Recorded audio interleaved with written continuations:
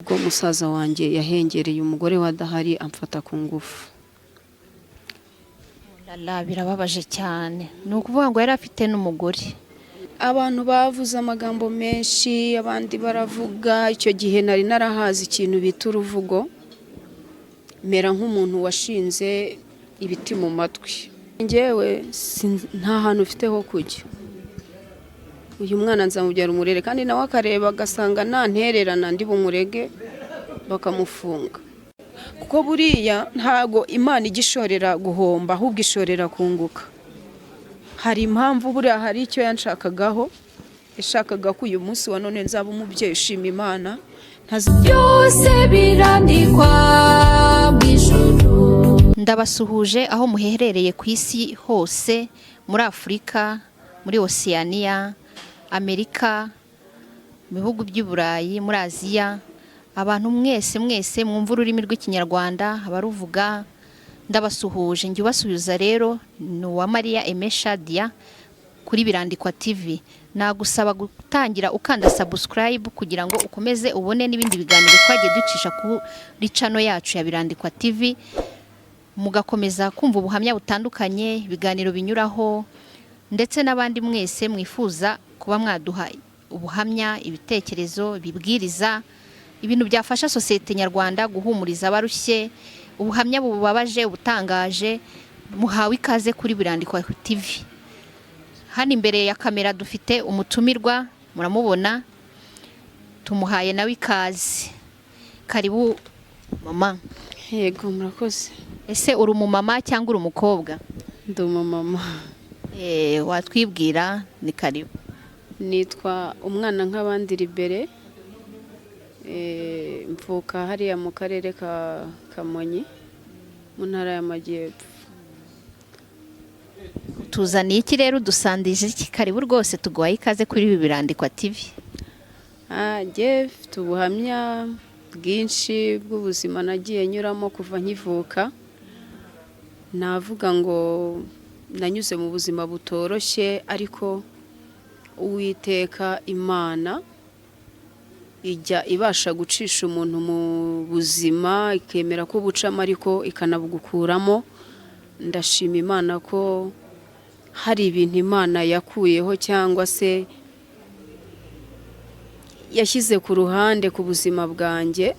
Ubuzima bwanjye bukaba bukomeje, iryo ni ishimwe rikomeye. Hanyuma ukaba uvuka muri Majyepfo, ukaba ufite abavandimwe, ababyeyi, bimeze bite? Mfite abavandimwe, ababyeyi ni mama wanjye ngira wenyine. Papa we ni nkaho ntamwigeze. Mbese kumwe umwana ashobora guhamagara ngo papa, iki ntago njye nigeze mpamagara papa ngo papa, kandi yari ahari. Waje kuba umumama gute se? Naje kuba umumama nyine bitewe n'ubuzima naciyemo.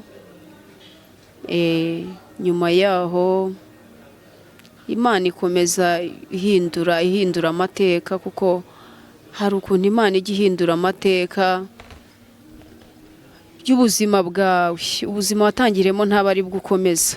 Ngaho tubwira inzira y'agakiza kawe. Mbere y'uko ukizwa wari umeze ute? Wari muntu ki? Wakoraga iki mu buzima busanzwe?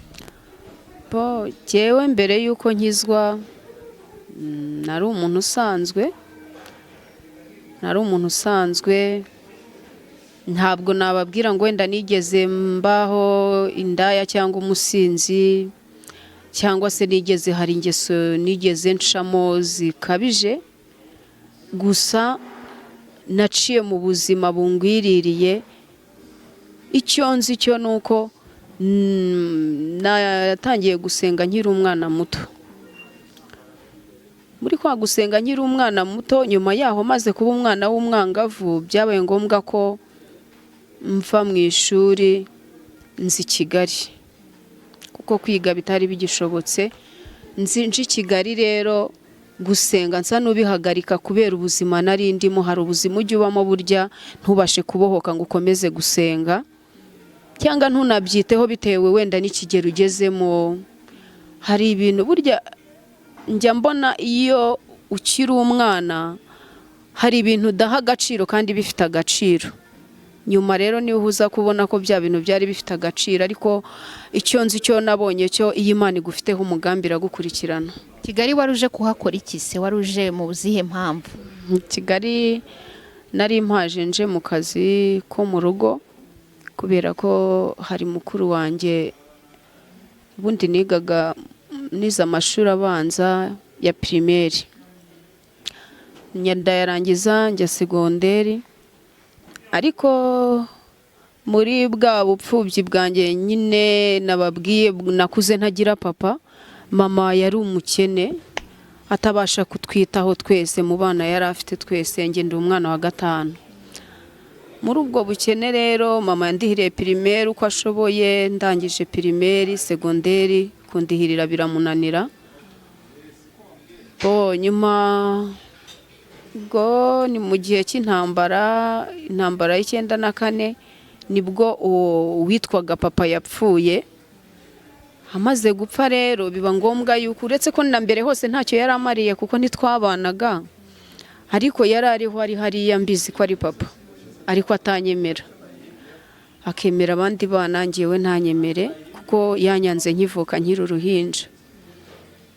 Kubwo ngubwo rero biba ngombwa ko mbura umuntu ndihirira. Mama ashakisha uburyo, urumva papa yahise apfa, amaze gupfa 94, ya mitungo biba ngombwa ko bayigabanya babana yasize. Nanjye rero nzamo ariko umuryango we utanyemera.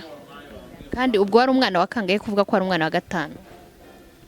Wari ubucura, wari uwa nyuma, ni kubera icyo atakwemeraga, ni kuzihe mpamvu? Ubundi njyewe navutse ndi umwana nyine wa gatanu, ariko mama yari yarabanje gushaka umugabo wa mbere, baratandukana. Noneho umugabo wa kabiri yari papa, ubwo papa rero niwe yabyayeho abana 3. Muri abo bana 3, mbega mu rubyaro mama yabyaye ndi wa gatanu, ariko mu bana ba papa ndi wa 2. Birumvikana neza. Komeza utubwire ukuntu waje kuba umumama, ko wabyaye imfura byari byifashe. Uko nabyaye imfura, ubwo muri ubwo buzima bwo kutiga, kuko mukuru wanjye yanze ko mama ndihirira muri ya mitungo papa yasize, akavuga yuko nyine ntari umwana wabo, tutavindi imwe. Byabaye ngombwa yuko kwiga mbihagarika, nzi Kigali naje mfite imyaka 14, nza gukora akazi ko mu rugo. Muri ka kazi ko mu rugo naje gukora byambereye ibibazo. Hari ibintu buriya bijya bidukurikirana mu buzima, cyangwa se ukavukira mu bintu bya karande bigukurikirana nawe utazi ibyo ari byo. Birashoboka ko ibyo bintu nawe uri kunyumva unteze amatwi, hari karande nawe wavutsemo, hari ibintu byagiye bigukurikirana utazi, wagiye wisangamo. Ubwo byabaye ngombwa yuko ngera mu kazi ko mu rugo, naho mpaburira amahoro.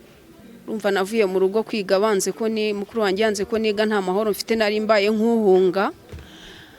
Ariko ngeze noneho no mu kazi ko mu rugo naho mpaburira amahoro. Urumva nari akana gatoya k'agakobwa, ariko ahantu nakoraga hose umugabo waho yabaga ashaka kumfata ku ngufu. Umwuka wo gufatwa ku ngufu ungendaho kugeza ubwo nagize imyaka 17, numva ndambiwe kugakora kubera iyo mpamvu. Uretse ko nta wamfashe ku ngufu muri abo bankoreshaga, Imana sinzi ukuntu yabigenzaga ikandinda ntibamfate ku ngufu, ariko babigerageje. Icyo cyo ndagishimira Imana, wenda ko mu kazi ko mu rugo ho niyanguye, nageze aho numva ndabirambiwe. Maze kubirambirwa, guhora abagabo bashaka kumfata ku ngufu nakoreraga, kandi bafite abagore babo, mpita mbivamo.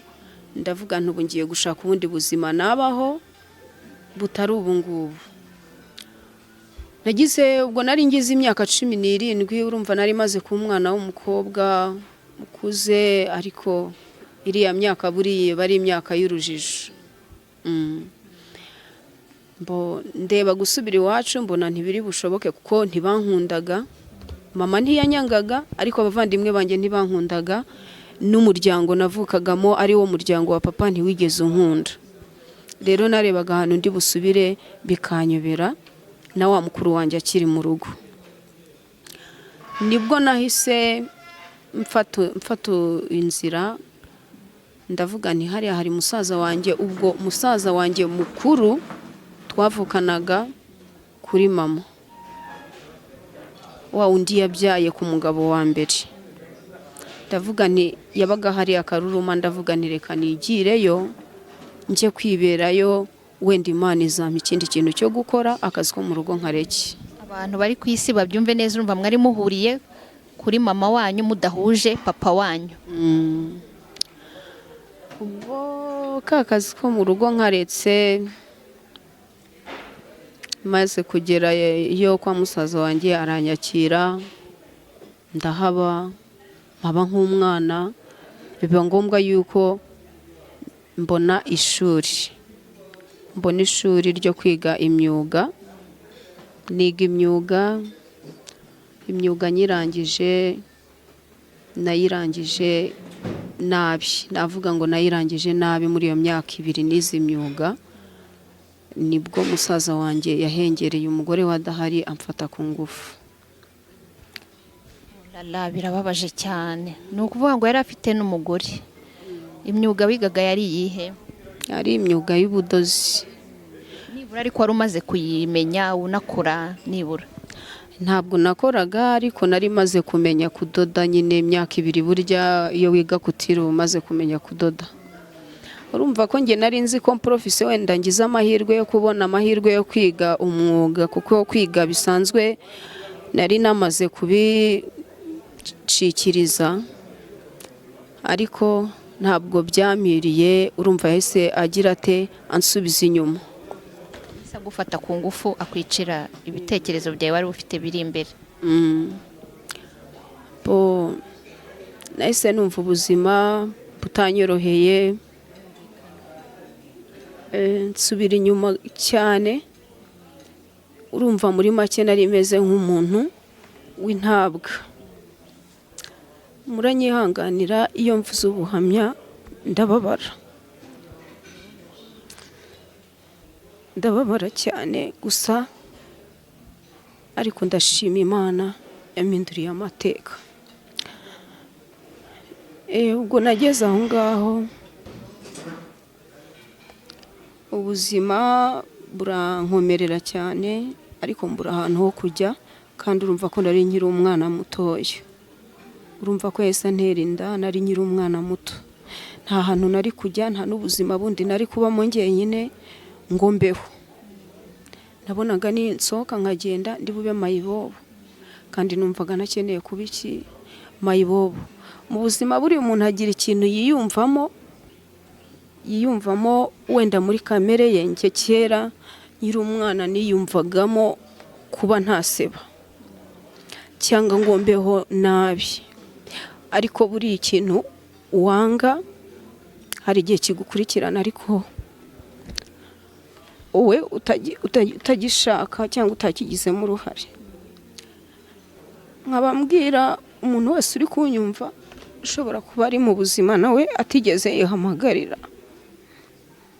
ngakomere. Icyo gihe nashatse kwiyahura biranga, umutima ukambuza. Nashaka kujya gusenga, umutima ukambwira ngo ubuse wasenga gute? Warabyaranye na musaza wawe, wasenga se? Imana se yakumva? Urumva icyo gihe Satani yaranyihebesheje mu buryo bufatika. Niyo mpamvu nababwiye ngo hari igihe Imana igukurikirana bitewe n'uburyo wayiyanzujeho ukiri muto. Kwiyanzuza, ndumva mwese muri kumva icyo kinyarwanda. Hari uburyo uba warabaye umukozi w'Imana wenda se, cyangwa ugasenga ukiri muto, ariko umwuka w'Imana ntabwo ajya kureka, aragukurikirana. Imana yarankurikiranye muri ibyo bibazo, muri izo ntambara. Kwiyahura biranga, gusenga nabyo biranga, ariko Imana mu mutima ukomeye, nagira ngo nkubwire ngo ikintu Imana yemeye kucamo byanze bikunze ntabwo kizarorera, uzagicamo. Uko ijambo ryo rivuga ngo nuca mu muriro ntuzashya ariko uzaba wawuciyemo, nuca mu mazi ntazagutembana ariko uzaba wagize ute, wayaciyemo. Ndashima Imana kubwo buzima nanyuzemo, narindi njyenyine. Urumva ibyo si ibintu mama ntitwari tukivugana, abavandimwe urumva yari yanciye no kubamvugishaga nubwo ntabonagiraga, wenda bamvugisha cyangwa banyitayeho, ariko n'uwamvugishaga icyo gihe ntiyari akimvugisha. Ariko icyo gihe nabaye njyenyine, mbana n'Imana, Imana imba hafi. Imana ntiyandeba nk'umunyabyaha kuko muri makeya nta cyaha nari nakoze nagambiriye, nta n'icyo, mbega nanjye ni ibintu nisanzemo gutyo, mpemukiwe gutyo. Nari nzi ko nzaba umukobwa nkashyingirwa nk'abandi nkakura, ariko sinigeze mba n'inkumi byibura ngo mvuge ngo ndi inkumi. Urumva mu gihe nakabaye inkumi nahise mba umugore. Rero ndagira ngo mbwire abana bakomeretse bakiri bato, batigeze nabo baca muri icyo gihe cy'ubukumi bakisanga mu bibazo nk'ibyo ngibyo bibagwiririye, ndagira ngo mbabwire ngo bakomere, kuko iyo uri mu kibazo nk'icyo Imana ibikuri hafi cyane. Impamvu Imana ibikuri hafi cyane ni uko nawe ubaho wihebye ariko ukayoberwa impamvu ituma Imana ikureka ukabaho ubabaye ariko ukabaho. Tubwire, bamaze kugutera inda se umugore yaje kubimenya wa musaza wawe, byaje kugenda bite? Wagumye aho ngaho, waje kuhava, byagenze bite? Urumva byari ibintu bikomeye. Njye naramubwiye ngo kuko wabikoze wabigambiriye, nta hantu mfite ho kujya urabizi. Ndamubwira ntago nzava hano, nzamubyara umurere. Arangije ambwira, araceceka, nta kintu yigeze ansubiza, aratuza. Ubwo urumva ibibazo yari akoze nawe yarabyirengereye nyine. Ubwo ni ukuvuga ngo mwagumanye mu nzu n'umugore, mubihisha umugore, mwarabimubwiye? Gusa ibyo urumva ari ibintu wajya kubwira umuntu koko? Ahubwo si ubwo urumva nawe mfite ijambo ryo kuvuga? Nta jambo nawe mfite ryo kuvuga, kandi nawe na nyiri kubikora nyir'ubwite nta jambo yari afite ryo kuvuga. Gusa yari kuvuga iki?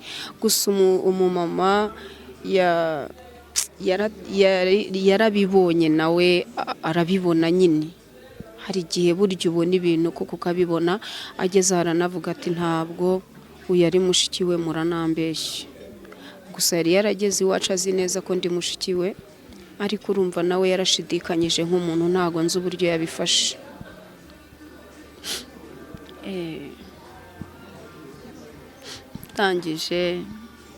Arangije nyine byabaye ngombwa ko baserera, bajya mu buyobozi biba ngombwa ko we asaba gutandukana nawe. Kuriya yaravugaga ko nari naramubwiye njyewe nta hantu ufite ho kujya, uyu mwana nzamubyara umurere, kandi nawe akareba agasanga ntantererana ndi bumurege bakamufunga. Asanze ndi bumurege bakamufunga, yahisemo gutuza ahangana n'ibibazo bye. Kinagumye aho ncecetse ndamwihorera, ahangana n'umugore we. Biba ngombwa ko ubuyobozi buvuga ngo nashaka inzu ajyamo. Inzu ye yari yubatse ayisigira umugore. Biba ngombwa ko twebwe tuvamo turagenda, umugore asigarana n'abana mu rugo rwe. Ni ukuvuga ngo yimutse, wimukana na musaza wawe nk'aho mugiye kubana n'ubundi, none ari nk'umugabo n'umugore kandi muri abavandimwe. Njyewe numvaga ntashyikira ko ndi umugore we, sinabishyikiraga. Twarize tunatandukana ntarabishyikira, kuko ikintu ngewe nari mukeneyeho ni ukumfasha, nta kindi, ni ukumfasha nkabyara nkabasha kurera uwo mwana. Wenda ngewe nateganyaga ko umwana nagira imyaka 3 nzahita ngenda ngahendahenda mama akamunsigaranira nkikomereza ubundi buzima. Ariko ni nako byagenze, niko byagenze. Ntabwo ariko byagenze, ahubwo ngewe muri cya gihe cyo kugira ngo umwana akure, ntegereje ko akura wenda yagira nk'imyaka 3 ku buryo namuha umuntu umumfasha nanjye nkashakisha ubundi buzima, yahise antera indinda. Oh la la, ko bwa mbere se byari bibaye gufata ku ngufu, mwaje gukomezanya yiyakira kugufata nk'umugore we? Nyine we yamfataga nk'umugore we, ariko ngiye sinigeze mbyakira nk'umugabo we, kuko ngewe impamvu nabanaga nawe nuko ntari mfite ahandi ho kujya. Niyo mpamvu yabiteye. Abantu benshi bajya babivugaho ngo bwose umuntu afata umuntu ngo kabiri gute, none se umuntu mubana uguhahira ukumenyera buri kimwe cyose. Kandi reka nkubwire, hari ubuzima uba mukabwakira. Oya, yari nakubonye n'ubwambure n'ubundi ntacyo waramiraga, birumva ko byari binagoye. Hari ubuzima ubamo ukabona nta bundi buzima. Ngewe muri ngewe ntago nateganyaga gushaka umugabo, ko ndabonaga nta mugabo uzanyemera. Icyo ngicyo cyo nari naragisibye mu bwenge bwanjye cyangwa mu bitekerezo byanjye. Ariko niyo wowe wakwitakariza icyizere, nagira ngo nkubwire ngo Imana yo ikuremera icyizere. Ushobora kwitakariza icyizere mu kibazo runaka ugezemo ukumva ko ubuzima bwawe bugarukiye aho, ariko imbere y'Imana burakomeza. Ubuzima rero bwarakomeje bimera gutyo ntarakizwa, ariko mbyaye uwo mwana wa kabiri namubyaye nabwo yenda kunyica. Yageze aho ngaho Satani akaza umurego akajya ashaka kunyica ngo nanze gukuramo iyo nda y'uwo mwana wa kabiri. Kuko ngewe urumva nari umwana, naramubwiye ni ngewe ntabwo nakuramo inda, simbishoboye, ntabyo nzi. Inda se inyishe se uze namenya bayikuramo gute? Ndayireka nayo iravuka. Kuko mbese ni kwa kundi uvuga, urabona nk'umuntu wenda uri nk'abari abana bibera mu iteme hariya hepfo Nyabugogo, abavuga tubuzima ndimo ubu n'ubu nyine nibwo Imana yanyandikiye. We buriya nta bundi buzima bateganya, nanjye rero nta bundi buzima nateganyaga imbere. Nuko ubwo ngubwo ndangije nibwo nanze kuyikuramo, indi iravuka. Ubwo tuba tubyaranye umwana w'umuhungu n'umukobwa. Abana barakura, bamaze gukura, umwe agize imyaka 9 undi agize 7. mukiri kumwe mukibana? Nibwo twatandukanye. Ariko uwo nguwo wa kabiri, wowe w'umuhungu wa kabiri agize imyaka 2, nibwo Imana yampamagaye. Imana intumaho umukozi w'Imana wari uturutse Kacyiru. Icyo gihe ansanga iwacu, nari nagiye mu rugo, kuko hari igihe yankubitaga nkahita nigendera nkasubira mu rugo. Mu rugo naho urumva nta mahoro yaragize ate, yarahari. Reba kujya ahantu batakwishimiye, bakwanze uri umwe ugiyeyo n'abana, nagerayo naho bikaba ibibazo na wa mukuru wanjye. Icyo gihe Imana intumaho umukozi w'Imana, ngiye kwishingira ku wundi musore, kuko njye nashakaga ikintu cyatuma ntandukana nawe. Kuko numvaga umutima wanjye utazigera unezerwa cyangwa wiyakira ntaratandukana nawe, cyangwa ngo mubabarire ntarashaka undi mugabo. Nibwo nahise nkomeza ubundi buzima, numva nashaka undi mugabo. Icyo gihe ngiye kwishingira ku wundi mugabo, ku wundi musore, nibwo Imana yantumyeho irambwira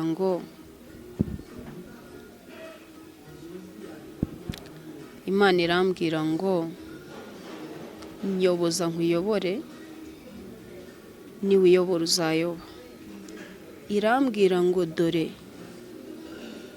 imbere yawe hari indwara kandi iyo ndwara ntuzigere uyikira nukomeza niwiyobora.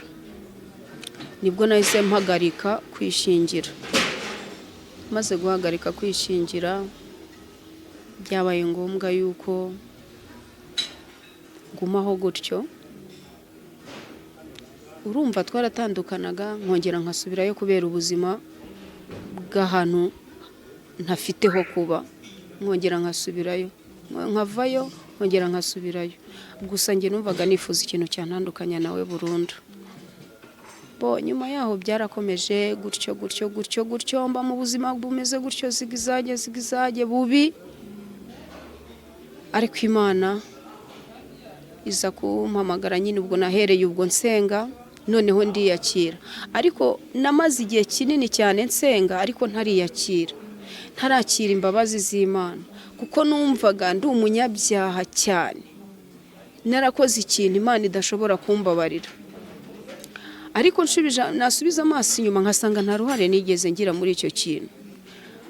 Ariko Imana nubwo abantu bo bakurebera mu cyaha runaka, Imana yiba ifite uburyo ikubona. Kandi nubwo utakwakira imbabazi z'Imana, wowe uri kunyumva unteze amatwi, ariko Imana yo yiteguye kuguha imbabazi. Abantu mujye mubareka, abantu baca imanza ariko Imana niyo mucamanza. Imana ireba nk'Imana n'abantu bakareba nk'abantu. Rwose humura.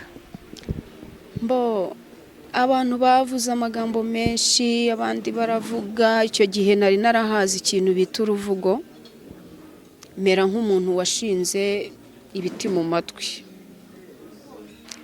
Ndatuza, mera nk'umuntu uri mu gihugu cyanjye nyine. Burya hari igihe uhura n'ikibazo ukumva ukigira nk'aho uri umuntu abantu batari kureba cyangwa batari kumva cyangwa batitayeho, kandi bakwitayeho bari no kukuvuga ariko ntubyiteho.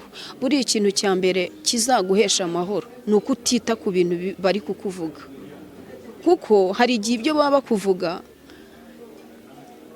nta n'amakuru yabyo baba bafite. Rero niyo mpamvu ngewe nahisemo gutuza. Nta muntu nigeze mbwira ngo wamvuze ngo mubwire nabi, oya, kuko ibyo bavugaga byari ukuri. Ariko ntago bari bazi impamvu Imana yabinshishijemo ikemera ko mbicamo. Ahari ko ari ukugira ngo uyu munsi wa none mbe mvuga imirimo y'Imana, mbe mvuga ngo Imana yankuye aha inkura muri ubu buzima ingeza muri ubu ngubu. Hari impamvu Imana yabinshishijemo.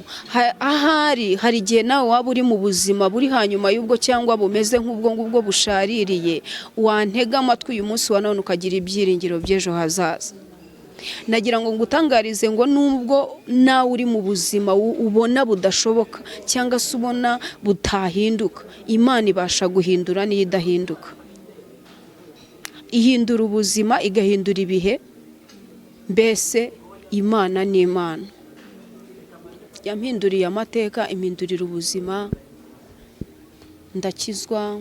Ngeze aho yantumyeho abahanuzi benshi cyane bambwira ngo niki gituma utakira imbabazi z'Imana kandi Imana yarakubabariye. Ndavuga ngo mu mutima wanjye nkavuga ngo se Mana koko warambabariye.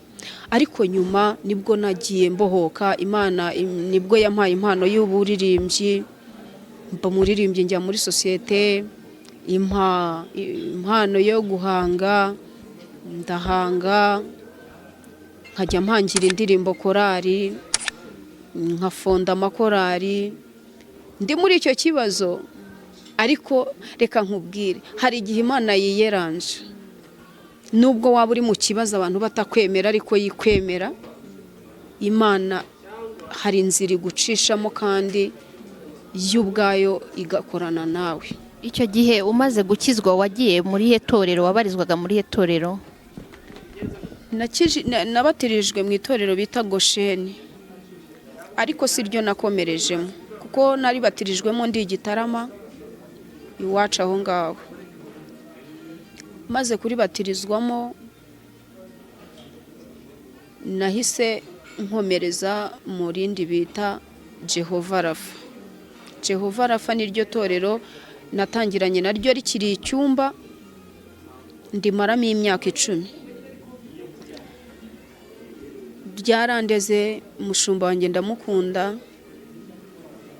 yitwa Mama Mutesi niko dukunda kumwita. Yarandeze kandi andera neza, arampumuriza, amba hafi. Mu bantu bampaga akato ntiyigeze ampa akato, ahubwo yamfashe nk'umuntu wahamagawe n'Imana, kuko yabonaga ko nahamagawe n'Imana. Yanshyize mu bandi nkora umurimo w'Imana, atuma mbohoka. Imana imuha umugisha, atuma mbohoka. Nibwo nafunze korali ya mbere, nkajya nyihangira indirimbo ikaririmba. Nuko nyuma yaho rero nibwo byabaye ibibazo, intambara muri korali zirahaguruka. Buriya nuhamagarwa n'Imana ntago ibikurwanya bizabura. Urumva narwanyijwe n'abavandimwe, ndwanywa n'abambyaye baranyanga, ndwanywa n'ubuzima, mbese njyewe nabayeho ndi umuntu navuga ngo wabayeho mbaho nabi. Nkajya nicara nkanibaza ngo kuki Imana wanyujije mu buzima bukakaye gutya, ese ni igiki nakoze gituma waranshishije mu buzima utacishijemo abandi?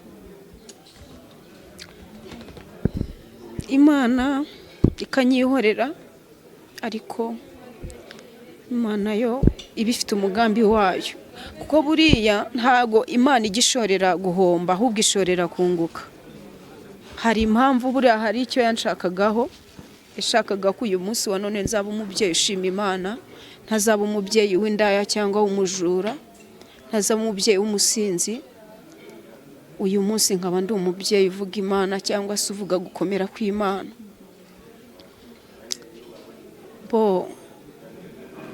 Ndakomeza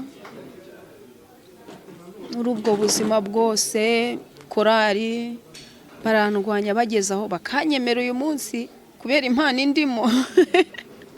Ariko nyuma bakambwira, bakagenda bagaterana, bakavuga baturiye muntu gutya na gutya gutya na gutya, twatuntu tukagaruka. Kandi noneho najya gutandukana na musaza wanjye, twe tukibana, nakijijwe tukibana, Imana imbuza gutandukana nawe. Ku buryo umushumba yampamagaye arambwira ati ndashaka ko tubaganiriza wowe na musaza wawe, kuko nawe yari amaze gukizwa Imana. Nyuma yarambwiye ngo nimusengera akizwe. Ndamusengera arabohoka. Yari umuntu mubi w'umusinzi, w'urwana ugira gute, ariko naramusengeye Imana iramubohora, imuha agakiza. Imusanze ari wenyine, ijwi ryonyine niryo ryagendanye nawe, arakizwa, areka inzoga, nta muntu umubwirije, ari ijwi ry'Imana ryamusanze. Icyo gihe ndibuka ijwi ry'Imana ryamusanze, nagiye gusenga, ijwi riramubwira ngo natege imodoka nkurikire, ajye gusenga aho nagiye. Kandi nari nagiye ku Kinamba, ntiyarahazi. Ariko natangajwe no kubona nsanze aho hantu.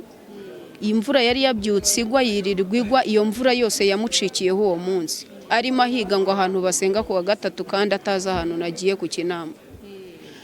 Nagiye kubona mbona nyuzeho nka hariya, umumama twari twicaranye, twari twajyanye, arambwira ati dore papa mami arahise.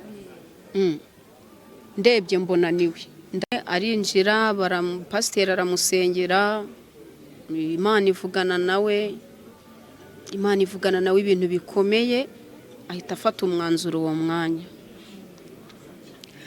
arasenga. Buriya reka nkubwize ukuri, ushobora kunyumva gutyo ukumva ubuhamya ndi gutanga, ukavuga ngo uriya muntu ngo yari mubi, yakoze ibyo wakoze wowe, jya ubanza ubirebe uhereye ukivuka.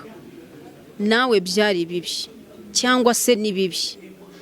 Nujya gucira urubanza mugenzi wawe, ujye ubanza urebe ikibazo kiri ku buzima bwawe. Yesu niwe wabivuze neza ngo nujya kureba agatotsi kari mu jisho rya mugenzi wawe, jya ubanza urebe umugogo uri mu jisho ryawe. Urumva hari ubuzima Imana icishamo umuntu, ariko ikanamushyigikira. Icyo gihe Imana yaduhaye agakiza, twese bimuhaye agakiza, ariko Imana yo yashakaga kugira gute kudutandukanya neza. urumva ko mutari gutandukana atarakizwa, Imana ari mu mugambi w'uko uzamugandukira akabanza akinjira mu ako gakiza. Yego, n'ababana bakagira gute, bakagira umutekano. Imana yo yarebaga nk'Imana, ariko twe tukareba nk'abantu. Njye nkumva naturumbuka mu rugo nkigendera, kuko namaze gukizwa nkigendera, akabaho wenyine mu buzima bwe, nanjye nkabaho ubu buzima bwanjye, ariko Imana ikambwira ngo ntabwo igihe cyo kugenda kiragera. Wa mushumba watwicajije atubwira ati nzabaganiriza mutandukane, n'iki itorero tuzabaganiriza murebe ukuntu mwatandukana. Ijwi ry'Imana rikamucamo, akaba ari wumbwira ngo ntabwo igihe cyo kuva mu rugo kiragera ngo ugende, kuko umutima wa musaza wanjye ntiwambohoraga kugenda. Bivuze ngo iyo ngenda atarambohora, abana banjye bari kubaho nabi. Rero Imana yo yarebaga nk'Imana kandi ikareba ibizaba, ikambwira iti ntabwo igihe cyo kugenda ari iki ngiki, kuko ibyanyuzeho nibyo byari bibi cyane kurusha igihe twari tugezemo. Buri ibintu by'Imana navuga ngo iyo ishatse irabyihutisha cyangwa se bikagenda gake, kandi umubabaro wawe ntacyo yitwaye kuko yiwufitemo inyungu. Urumva, umubabaro wawe Imana iwufitemo inyungu.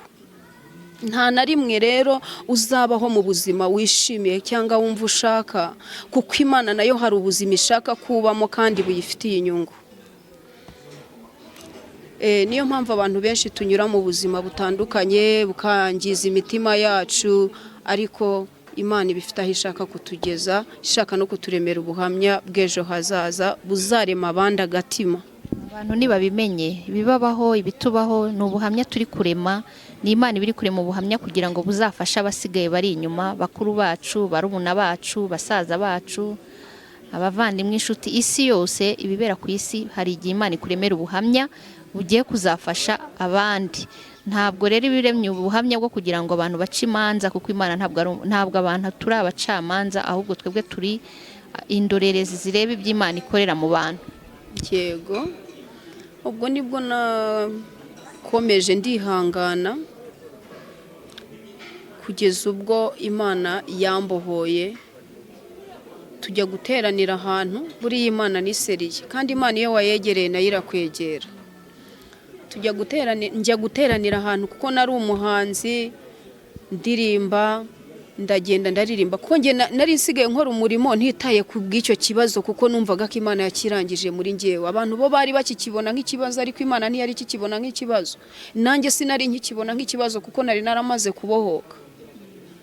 Iki kintu mucyumve neza, Imana iyo yamaze kukubohora nawe wabohotse, kandi Imana nta kibazo ufitanye nayo. Igihe cyose uhagarara udatsinzwe, kandi ugenda wemye. Ibyo ukora byose ubikora, nubwo wabikora abantu ntibabishima, ariko Imana ibishima, ntacyo bitwaye. Icyo gihe njye nararirimbaga, nkayobora korari, ahantu hose nageraga korari nakandagiragamo yose yahitaga ingira dirijante. Noneho Imana yampaye impano yo kuririmba, noneho nkibaza se, ako Mana kuki wancishije muri iki kibazo ntunakirangize vuba, warangiza ukampa n'impano yo kuririmba, warangiza ukanyukira n'imbere y'abandi. Gushyize ku karubanda. Noneho ubwo urumva bamwe barafashwaga, wenda batazi ikibazo cyanjye barafashwaga, n'abari mu mwuka w'Imana bagafashwa. Aboroheje bakuzi bakagwa. Babandi bagifite ikibazo kuri njyewe baragwaga, bakagenda bavuga ati uriya gutya na gutya gutya na gutya, ariko Imana yarabirangije. Nyuma y'imbabazi nta rubanza imbere y'Imana. Imana iyo ibabariye ntabwo iribagirwa, ntabwo yibuka inzigo, ntabwo igira inzigo. Imana iyo yakubabariye iba yakubabariye. Niyo mpamvu nagira ngo nkubwire rero, ntuzacire mwene se urubanza. Ijambo ry'Imana riravuga mu Baroma, niba ari ibice 10 simpibuka neza, ariko haravuga ngo ntimugacirirane imanza, ngo kuko buri wese azahagarara imbere y'iyo ntebe, abazwi ibye n'undi abazwi ibye. Cyane birandikwa, TV irabisobanura ko ibintu byose birandikwa. Yego, abazwa ibye n'undi abazwa ibye, uzabazwa ibyawe nanjye mbazwa ibyanjye. Ntabwo ukwiye gukerezwa rero n'ubuzima nanyuzemo. Hari igihe ushobora gukerezwa na karande ngewe nanyuzemo kandi Imana yarazimbatuyemo yarazinkuyemo inyemera, wowe ugakerezwa nazo ugasanga urarimbutse kubera za karande zanjye. Nagira ngo mbwire abantu ko badakwiriye gukerezwa n'ibibazo by'abandi. Hari uburyo Imana imbona, hari uburyo Imana imfashe cyangwa ifashe mugenzi wawe uri kurebera mu kibazo kandi we yaramaze kugira gute kukivamo. Ubwo rero byarakomeje, tugeze aho hantu Imana ikoresha umukozi w'Imana. Nari nicaye ku ntebe ya mbere, Imana yari yakoze n'ikintu gishya, narabaye nk'umukobwa. Abana banjye urumva bari bakuze, bari bamaze gukura. Ikindi nagira ngo mbabwire, Imana yampaye Onapo y'imyaka 5. Uwo mwana afite imyaka 2, uwo ngo wari ufite twatandukanye afite 7. Yampaye Onapo y'imyaka 5, irambwira ngo nguhaye Onapo y'imyaka 5, ariko nge sinamenye impamvu yimpaye. Imyaka 5 irashira, irarangira. Muri iyo myaka 5, 2013 nibwo yadutandukanyije. Nyuma nibwo natekereje ndavuga ntari ko Imana igira umubare. Uzi ko ya myaka 5 yampaye ya Onapo yari irangiye. Nuko ubwo ngubwo tugeze aho hantu nibwo nicaye ku ntebe ya mbere, ngiye kubona mbona nawe iryo teranira rijemo kandi ntiyarahazi. Nawe yararitswe n'undi muntu. Ahageze turasenga, ndahaguruka ndaririmba. Biba ngombwa ko igihe cy'ubuhanuzi kinjiramo umukozi w'Imana arahaguruka aravuga ati ariko wowe ye muko haguruka. Banyitaga umukobwa, undi ndawe arahaguruka. Urumva maze gukizwa hari ukuntu Imana yampinduye. Mbere nari meze nk'agakecuru, mbere nkiri muri ibyo bibazo ni narabaye nk'agakecuru, narananutse, sinajyaga mbyibuha, ubu narabyibushye. Narananutse cyane. Ariko icyo gihe maze gukizwa nariyakiriye, ntangira no kugira kabiri, ntangira gusa neza, ndatangira. Imana yajyaga imbwira ngo ngiye kukugira umwana muto, ariko ntazi impamvu igiye kungira umwana muto. Iyo babonaga uri inkumura umukobwa n'ubu urasa neza rwose. Ni ukubera Imana. Nuko ubwo ngubwo muri iyo minsi ubwo arambwira ati haguruka ye muko. Ndahaguruka. Bahagurutsa nawe yari yicaye ku ntebe ya 2 uturutse inyuma. Baramubwira bati nawe wa mugabo we haguruka. Arahaguruka. Imana yashakaga iki hagati aho? Guhamya neza, kumuhamiriza ko ndi umuvandimwe we, nanjye kamuhamiriza ko aramubaza ngo uyu ahita ambaza ngo uriya mugabo mupfana iki? Ndamubwira ngo ni musaza wanjye. Nawe aramubaza turiya mukobwa mupfana iki? Aramubwira ati ni mushiki wanjye. Tugeze hanze Imana iratubwira ngo ntago tugikwiriye kubana, kuko ngewe yakomeje kumpanurira uwo mukozi w'Imana wo mu rusengero mo imbere. Yarambwiye ati dore Imana igiye kugukorera ubukwe. Ampa ibimenyetso. Imana yari yaransezeranyije ubukwe kera ariko simbishyikire. Nkavuga ni ngewe wahuye n'igihanda nk'iki, igisebo nk'iki, ngewe nakora ubukwe? Mbega nari naramaze kwishyiriraho towa, ariko Imana iyo wishyiriye towa ku buzima yo iyikuraho. Nuko ubwo ngubwo ndangije aravuga ati dore Imana igiye kuzagukorera ubukwe kandi bwiza bw'umugisha. Arambwira n'andi masezerano menshi. Dusohotse tugeze hanze nibwo Imana yavuze ngo ikoresha undi mukozi Imana. Aravuga ngo niba Imana igiye kugukorera ubukwe ikaguha umugabo, ntabwo ukwiriye kubana n'uyu mugabo. Uyu musaza wawe uramureka. Urumva ko ari cyo gihe Imana yari yaragennye cyo kudutandukanya. Yarabyakiriye, yabitubwiraga twembi, yarabyakiriye noneho kuko ari Imana yabivuze. Nanjye noneho numva ndabohotse. Nibwo twahise noneho dutandukana, kandi dutandukana neza. Akodesha inzu yiwe, akodesha n'iyanjye. Abana ndabatwara, harimo n'abana be, na bose narabatwaye mbarerera hamwe n'abanjye.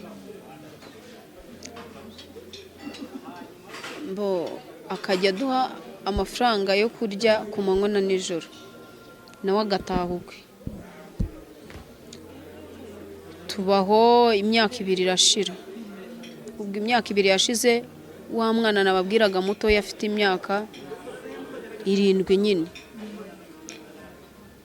Naho icyo gihe yabaye nk'usubira inyuma gatoya, aharagwa mu mutima ngo sinzi umuntu wamugira inama, aramubwira ati ubundi wowe wishyurira inzu umuntu ukamuhahira ukamuha iposho gute atari umugore wawe mutabana, nta kintu akumariye? Arangije nibwo yatashye arankubita, kandi arakijijwe, yatashye azahomba tutabana, araza arankubita. ubwo nta nubwo mwari munaturanye? Ntabwo twari duturanye, yari atuye hepfo cyane, nanjye ntuye ruguru. Nuko ubwo araza arankubita, anyiyenzaho mpaka ankubise nibwo nasohotse, abaturage barahurura, shefu w'umudugudu araza, ndamuhamagara araza, aramubwira ati ko uyu mumama mutabana ni iki gituma umubuza amahoro? Turabivuga biba ngombwa ko bahamagara umuryango n'abayobozi, baradutandukanya. We avuga ko ikintu cyatumye ngo ankubita ngo ashaka abana be. Bo bamugira inama ngo sinzi ngo bamugira inama, aramubwira ati wowe mwaka abana bawe, dore ni bakuru, umureke agende wenyine. Nibwo rero abayobozi n'umuryango baciye urwo rubanza, baravuga bati noneho abana njye nari nabamwimye. Ariko umuyobozi arambwira ati shefu w'umudugudu na mama barambwira bati nubamwima n'ubundi leta irabamuha. Arajya kurega babamuhe kuko bujuje imyaka yo kubana na se. Ati rero we bamuhe, ahubwo ukurikirana uburyo azabarera, nabarera nabi uzatubwira, uzaza ubimenyesha ubuyobozi. Bandika urupapuro turanasinya ko nabarera nabi akabafata nabi, nzabimenyesha ubuyobozi bagakurikirana abana. Dutandukana neza noneho burundu gutyo, ngenda njyenyine, ntangira kuba mu buzima bw'ubusiribateri bwo kwibana. Noneho abana arabagumana, abamaranye imyaka yindi 2. Yabanje kujya babuza kunsura, umva abazimu nyine bageze aho barahaguruka, akajya babuza ko duhura njye n'abana banjye. Ndamwihorera, ariko bagezeho bakajya bamutoroka kuko bari abana bakuru, bakaza bakansura atabizi. Nyuma baza kumubwira, uwo w'umuhungu aza kumubwira ngo papa, ngo ngiye ngo ndashaka kubaho mama ba, ngo ndumva ngo nshaka kubaho mama ba, ngewe singishaka kuba hano. Yahise ubwo yabimubwiye, yamuhamagaye kuri telefone ngo y'umuturanyi, arangije aheka agakapu kapakira utuntu twe twose. Ngiye kubona mbona umwana ngeze ati ngiye nabwiye papa ko ntashaka kubana nawe, nshaka kubaho. Ise yakubwiye ngo iki? Ati yari kumbwira iki nshaka gusanga mama. Ndamwihorera. Uyu w'umukobwa nawe aza kumushuka, kandi n'ukuri mbabwiza ukuri, ntago nigeze mbabwira gukora icyo kintu kuko nabonaga abatunze nta kibazo, babayeho neza. Naravugaga nti reka bakomeze bige babane nawe nta kibazo, nanjye ni mfonda ubuzima. Umwana ngiye kubona mbona undi mu kiruhuko, wowe umukobwa mukuru, ngo aramushukashuka, aramubwira ati papa nanjye mpuruhushya njye gusura mama, agira ngo azagaruka. Arangije abafashe utwenda twe twose ariyiziye, arambwira ati papa buriya azi ko nzasubirayo. Ati nagira ngo mucike nanjye niyizire. Abana bamucika gutyo. Narinze nkora ubukwe abana banjye tukibana, narambagijwe tubana, turabana, ndabarera, aho bari bagereye barakomeza bariga nyine. Imana iramfasha. Nagira ngo mbabwire ngo Imana iyo yagushyize mu kibazo inakigukuramo.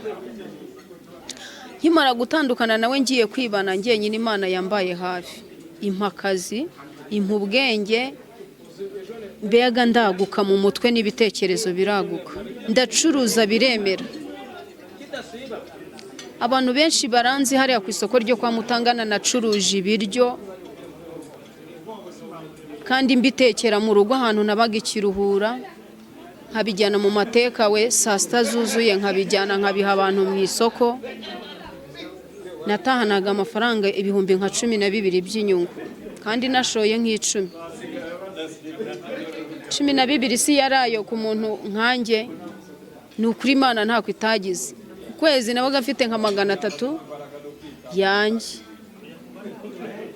Nta muntu uvuga ngo ibiki, mfite amafaranga yanjye, mfite abakozi 2 bamfashaga ako kazi, abana banjye barya neza, bakanywa, bakambara neza, bakabaho neza. Muri ubwo buzima Imana yambaye hafi ndetse kuruta mbere, ndetse nibwo buzima nabayeho neza kuruta mbere ubwo nayigeze nabamo kuva navuka. Urumva ko Imana kandi nukuri byabayeho ibyo byose ntiyandaritse. Nahereye ku mafaranga ibihumbi 10, naguze udutekawe, ndangije kugura udutekawe nshaka ibihumbi 10 byonyine by'igishoro. Ndagenda mpaha ibiryo bitandukanye, nacuruzaga imyumbati n'ibishyimbo na bwayisi n'udushyimbo dukaranze, nkaba ari byo mp'abantu saa sita. Nahindura nkashyiraho imvange wenda na bwayisi. Naragiye ndakora, Imana impa umugisha, ndera abana banjye kugeza nshatse. Imana yambaye hafi muri ubwo buzima kandi ntiyandaritse, mbaho neza. Mbaza uti igishoro wagikuye hehe? Igishoro nabanje gucuruzaho imyenda nkimara gutandukana nawe, mama yaragiye anyakira dovize kuko yacuruzaga imyenda, anyakira dovize y'ibaro. Ndabanza ncuruza imyenda, nabanje gucuruzaho imyenda, nkajya ngenda nkarangura ibaro, nkahambura imyenda ya mbere n'iya kabiri, nkayicuruza mu masoko yo hanze. Nkaba ariyo ncuruza mu masoko yo hanze. Imyenda yiheze, isutiye na mayo. Imana iyo ishatse kukugirira neza ntabwo ifata mu bintu wenda bigize bihenze cyane. Yanahamburaga ibaro yisutiye na mayo, nkahambura imyenda ya mbere n'iya kabiri, nkaba ariyo njya gucuruza. Nkayizengurukana nkishyura dovize, nkayizengurukana nkagaruka nkishyura. Bigeze aho nza gufata menyerana n'uwo mucuruzi, akajya ampa n'ibaro y'ibitambaro, nayo nkayizengurukana. Ibaro y'ibitambaro bino byo mu mutwe, amasharupe, nabyo nkafata ibya mbere n'ibya kabiri nkagenda nkabicuruza, nkabicuruzanya na ya yindi nayo zamayo n'amasutiye. Ubwo urumva zari imari ziri ukubiri. Ndabicuruza kugeza igihe caguwa zacikiye, nibwo ninjiye muri ibyo bintu bya resitora. Ayo mafaranga natangije igishoro cya resitora nayo nari nsigaranye. Urumva ko caguwa zimaze gucika, dusa n'abasubiye inyuma ho gato, turahomba kubera waragenda gukaba wamara n'icyumweru utarabona imari. Zari zihenze, mbega bitameze neza. Ariko nyuma mbonye bitagishobotse, caguwa nyine zibuze burundu, nibwo ninjiye muri ibyo bintu bya resitora. Ninjira muri ibyo bintu bya resitora nta muntu nsanze ngo angire inama.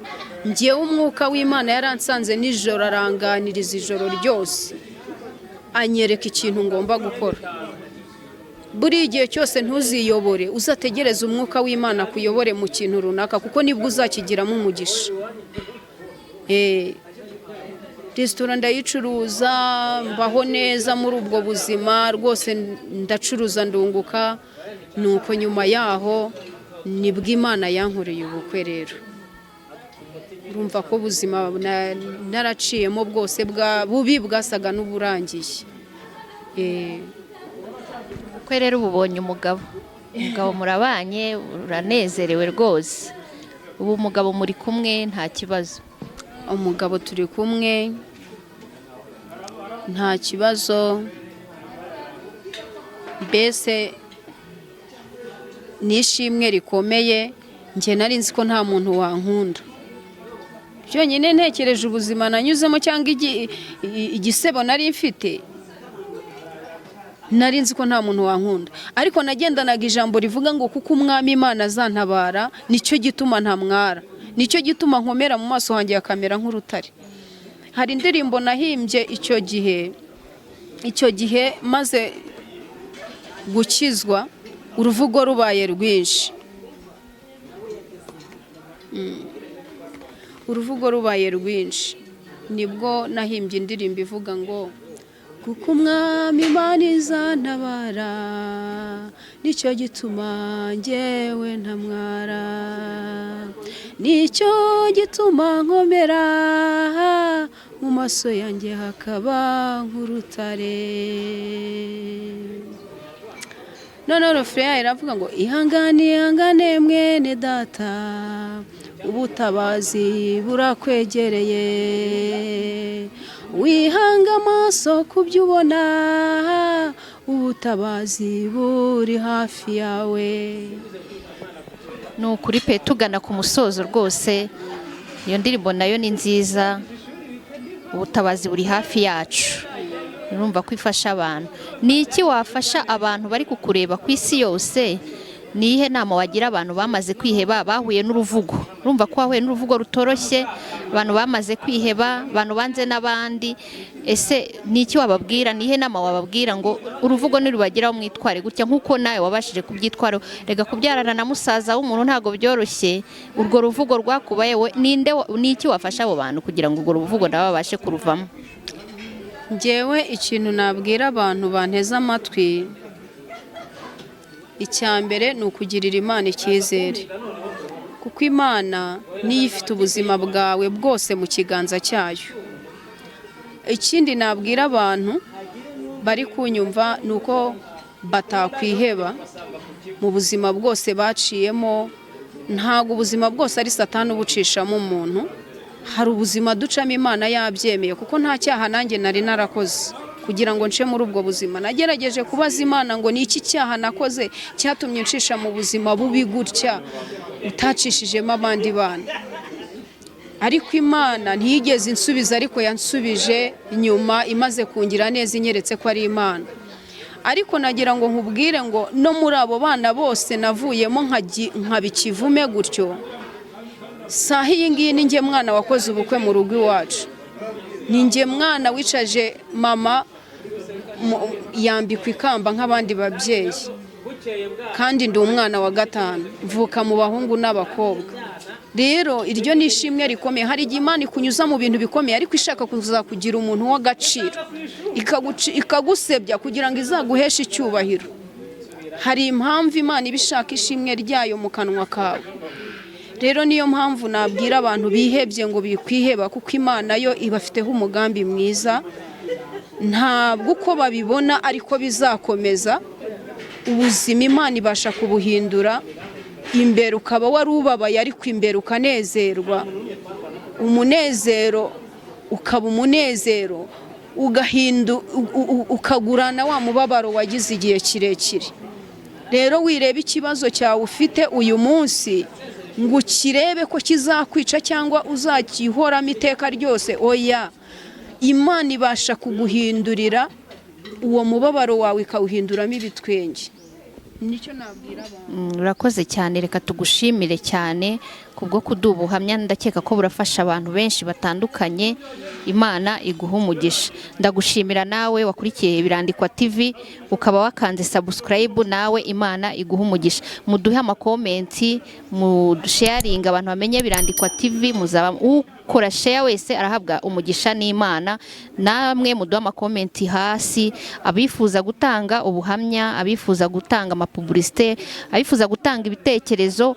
Umuntu uwo ari we wese ni karibu, turamuha ikaze kuri Birandikwa TV. Mwese aho muri hose muhabwe umugisha n'Uwiteka. Murakoze cyane. Mwari kumwe na Shadia Aime Uwamariya. Ibyo